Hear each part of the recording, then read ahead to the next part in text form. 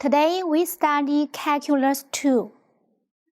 Double integrals in polar coordinates. Certain curves in the plane, such as circles, cardiacs, roses, are easier to describe in terms of polar coordinates than in rectangular coordinates. So, how to calculate the double integrals in polar coordinates? In polar coordinates, partition the region D into smaller polar rectangles, delta sigma 1, delta sigma 2, till delta sigma n by means of a polar grid, and let delta Ri and delta theta I denote the dimensions of the typical piece delta sigma I. The area of delta sigma I is given by large sector area minus small sector area, which is approximated to Ri times delta Ri times delta theta I. At the same time, cosine I is equal to Ri times cosine theta I. Eta I is equal to Ri times sine theta I. Put these three formulations into the limit of the sum. We have this formulation. The right side of the equation is equal to the double integral of fr cosine theta r sin theta times r over the polar region dr theta. Notice the integrand contains r. Here, r dr d theta is the area element in the polar coordinate. Next, we see some typical polar regions. The first kind of region is just like these two pictures. The area is enclosed by two rays passing through the origin, inner boundary curve and outer boundary curve. We can use inequality to denote this region. Theta is greater than or equal to alpha and is less than or equal to beta. R is greater than or equal to 5,1 theta and is less than or equal to 5,2 theta. So the double integral of fr cosine theta r sin theta r over d is equal to the iterated integral. First, integrate r from phi1 theta to phi2 theta. Then integrate theta from alpha to beta. The second kind of region is just like these two pictures. The area is a sector region. Notice that this is a special case of the first one. The inner boundary curve is degenerated to orange point. So, the double integral of fr cosine theta r sin theta r over d is equal to the iterated integral. First, integrate r from 0 to 5 theta. Then integrate theta from alpha to beta. The third kind of region is just like the right finger, which is in fact a special case of the second one. Theta is greater than or equal to 0 and is less than or equal to double pi. R is greater than or equal to 0 and is less than or equal to 5 theta. So we obtain this formulation. The area of the domain in the polar coordinates, that is, the double integral of r dr d theta on d, is equal to the area of the region D.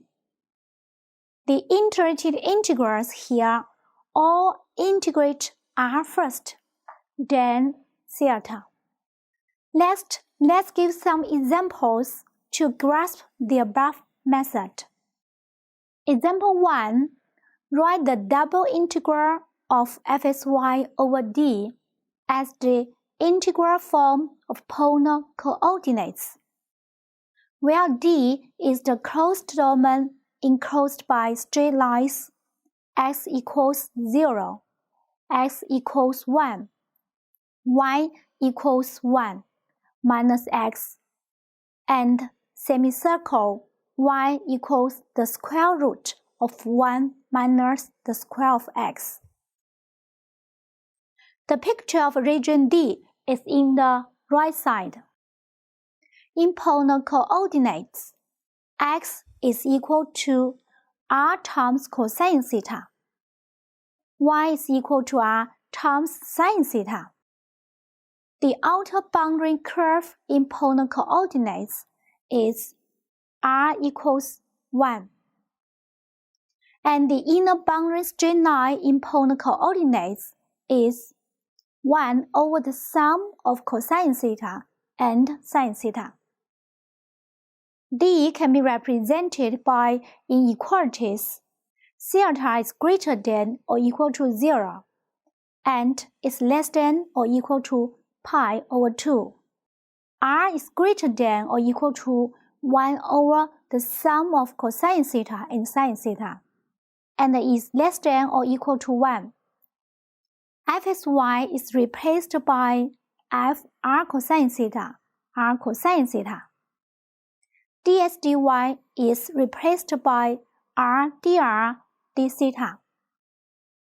This is the result. Example 2.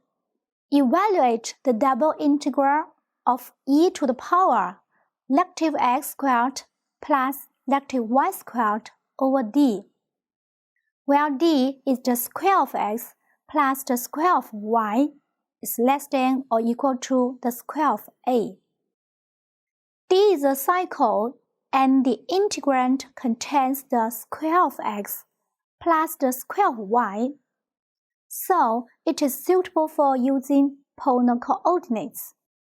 In polar coordinates, D can be represented by inequalities. Theta is from 0 to double pi. R is from 0 to a. So the original double integral can be converted into an iterated integral with respect to r and theta. The integrand is r times e to the power r squared. First integrate r from 0 to a. Then integrate theta from 0 to double pi. The result is pi times the difference of 1 and e to the power negative a squared. In Chapter 8, we discussed the standard normal probability density function. 1 over the square root of double pi times e to the power the negative of a squared over 2. At that time, we claimed that we were unable to prove the abnormal integral of fx from negative infinity to positive infinity for x is equal to 1. In next example, we will prove this result. Example 3. Evaluate the abnormal integral e to the power the negative x squared with respect to x. We construct 3 regions in the first quadrant. D1 is 1 over 4 cycles with radius r. S is a square with side length r. D2 is 1 over 4 cycles with radius u2 times r. Obviously, D1 is contained in S, and S is contained in D2. So the double integral of e to the power negative a squared plus negative y squared over d1 is less than the double integral of e to the power negative a squared plus negative y squared over s, and is less than the double integral of e to the power negative x plus negative y squared over d2. We use I to denote the middle double integral. I can be converted into an iterated integral. Notice that the definite integral on x is the same as the definite integral on y. So I is equal to the square of the definite integral of e to the power negative of the square of x from 0 to r4x. We use I1 to denote the left double integral. This integral can be solved using symmetry, and the result of example 2. Similarly, we use I2 to denote the right double integral. This integral can also be solved using the result of example 2. The result is pi over 4 times the difference of 1 and e to the power negative of 2 times r squared. Because I is greater than I1 and is less than I2, so we obtain this formula. Let r tend to infinity and take the limit. The limit of I1 is pi over 4. The limit of I2 is also pi over 4. According to pinch criterion, the limit of I is also pi over 4. That is the square of the abnormal integral, e to the power the negative of the square of x with respect to x is equal to pi over 4. So the final result is the square root of pi over 2. This is a probability integral. Example 4. Find the double integral of the square of x plus the square of y over d, where d is the enclosed domain enclosed by circles. The square of x plus the square of y equals double y. The square of x plus the square of y equals 4y. And the straight lines x minus the root 3 times y equals 0. Y minus the root 3 times x equals 0. The closed region D is shown in the shaded area. D is a polar region, and the integrand contains the square of x plus the square of y. So it is suitable for using polar coordinates. In polar coordinates, the function of the straight lines are theta 2 equals pi over 3, theta 1 equals pi over 6. The function of circles are r equals 4 sin theta, r equals 2 sin theta.